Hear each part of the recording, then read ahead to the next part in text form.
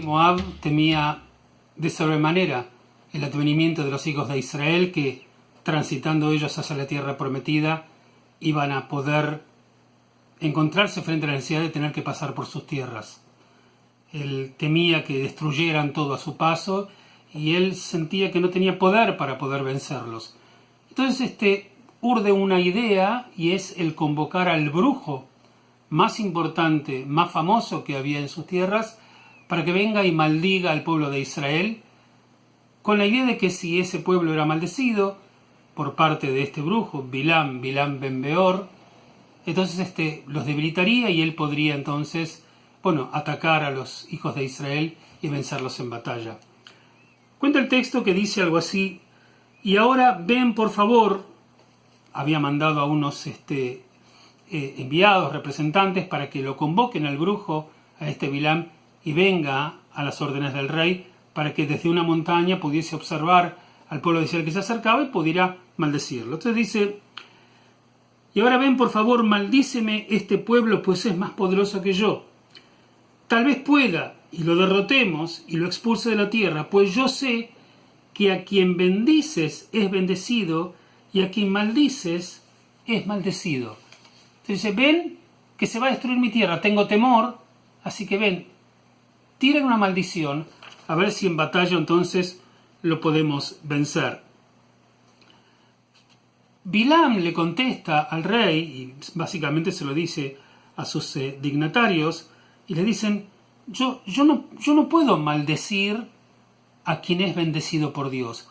Yo no puedo hacer lo que tú me pides si no es la voluntad de mi Dios. Y es interesante porque él era de otro pueblo, o sea, no era hebreo, y tampoco desde lo formal creía en Dios. Además, ni siquiera era un profeta, era un brujo, y un brujo en el cual tenía un nombre tan grande que, como dice el rey de Moab, a quien tú maldigas va a ser maldito y a quien tú bendigas va a ser bendito.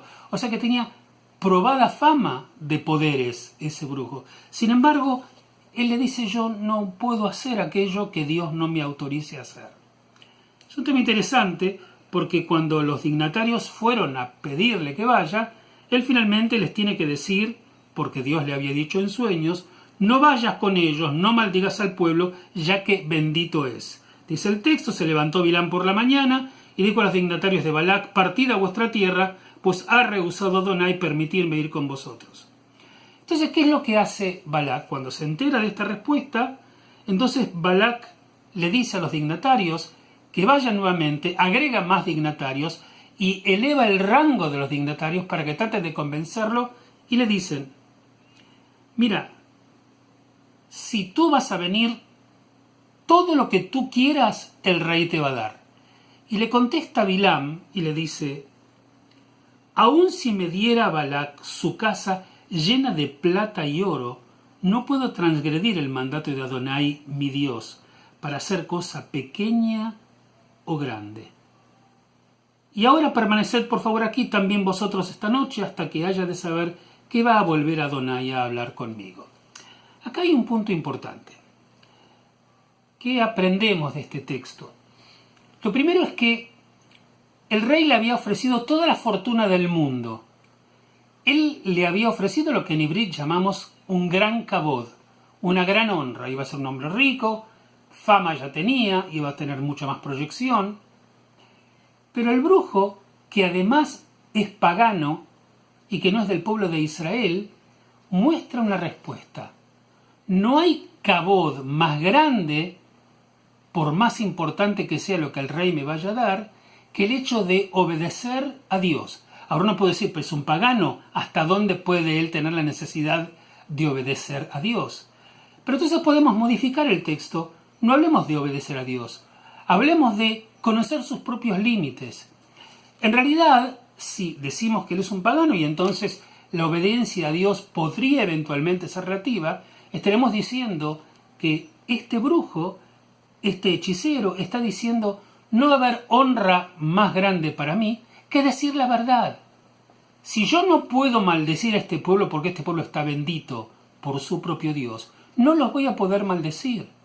Entonces uno piensa: pero tonto, anda, Te está ofreciendo el oro y el moro y una casa llena de plata y púrpuras y cosas maravillosas. ¿Por qué no vas? ¿Por qué no intentas? Y él está diciendo, no voy a ir. No voy a ir porque sé que no lo puedo hacer. Él está eligiendo sostener su dignidad, no importa que sea pagano, sostener su dignidad y su nombre a partir de las posibilidades auténticas que él tiene. No nos olvidemos, como dice el texto, que él era muy poderoso, ya que el rey ya había dicho que él sabía que aquel que él maldiga va a ser maldito y aquel que él bendiga va a ser bendito. Pero él dice, yo esto no lo puedo hacer, entonces que no me ofrezca nada. Porque lo que no puedo hacer, no puedo hacer. Esta es mi realidad, esta es mi verdad. Y lo que no puedo hacer, no lo voy a mentir, no lo voy a engañar, no lo voy a ocultar, ni lo voy a apañar con apariencias de lo que no son. Yo creo que esto es muy importante. A veces en la vida se nos tientan con cosas.